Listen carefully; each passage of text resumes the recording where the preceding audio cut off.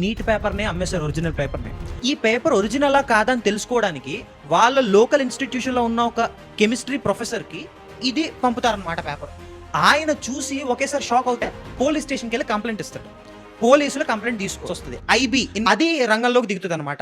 దిగి ఈ యొక్క పేపర్ డిజిటల్ ఫుట్ ప్రింట్స్ ఏంది అని చూస్తే గత 48 గంటలుగా ఇవి ఎన్నో ఫోన్లలో వాట్సాప్లో యాక్టివ్గా ఉన్నాయి. మనీషా అనే ఒక ఆవిడ, షీజ్ అ టీచర్, 1 వీక్కి ముందే దాన్ని ఎక్స్ట్రాక్ట్ చేసి ఆవిడకి తెలిసిన స్టూడెంట్స్కి ఎంతో మంది కంట చెప్పేసిందంట. నేను గవర్నమెంట్ని ప్రశ్నించేది ఏంటంటే, మీరు ఏదో పీకేస్తాం ఈకేస్తాం అని చెప్పి 2024లో ఆల్రెడీ ఒక స్కాండల్ జరిగింది.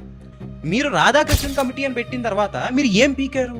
ఈ రోజున బీజేపీ ప్రభుత్వం ఏం పీకి ఏకలగట్టింది? ఈ రోజున ఎడ్యుకేషన్ మినిస్టర్ని మీరు అడగాలి కూడా. ఇక్కడ పెడతా చూడండి, ఈ రూల్స్ అన్ని చదవండి. ఇవన్నీ చేస్తుంటే ఈ పాటికి పేపర్ లీక్ అనేది అవుతుంది. ఎంత బాధ ఉంటుంది చెప్పండి. నేను ఈసారి కొడతానని చెప్పి అంత కష్టపడి చదివినోడికి నెక్స్ట్ రోజు ఈ ఎగ్జామ్ ఎవడో లీక్ చేసి పడేశాడు, నా కొడుకు పేపర్ లీక్ చేసేసాడు అని చెప్తే గుండెలో రాయి పడ్డట్టు ఉంటుంది. ఈ పేపర్ లీక్ ఆపడానికి కొన్ని ఎఫెక్టివ్ మెజర్స్ అయితే నా దగ్గర ఉన్నాయి. ఈ రోజున్న బీజేపీ ప్రభుత్వాన్ని నేను అదే అడుగుతున్నా. మీరు ఈ రిఫార్మ్స్ వెంటనే తీసుకొచ్చుంటే ఈ 2026 పేపర్ లీక్ అయ్యే అవకాశం లేదు. చేతులారా మీరు చేశారు. రిజైన్ చేసి పడేయండి అయ్యా, మీ వల్ల అవ్వకపోతే. పని రిలేటెడ్ గా 15 మందిని అరెస్ట్ చేశారు, రెస్పాండ్ అయ్యి అరెస్ట్ చేశారు. ఓకే, రేపు ఎల్లుండి ఇంకోటి వస్తాడు. ఎంతమంది నన్ను అరెస్ట్ చేసుకుంటూ పోతాం? పిల్లల జీవితాలు పోతున్నాయి కదా. అక్కడ అరెస్ట్ చేయడం కాదు మాకు కావాల్సింది, లీక్ అవ్వకూడదు అనేది మాకు కావాలి. అరెస్ట్ చేసుకుంటే ఉంది, ఈ రోజు ఈయన కొడుకుంటాడు, ఆడు పోతాడు, రేపు ఇంకొకటి వస్తాడు చీటింగ్ చేసేవాడు.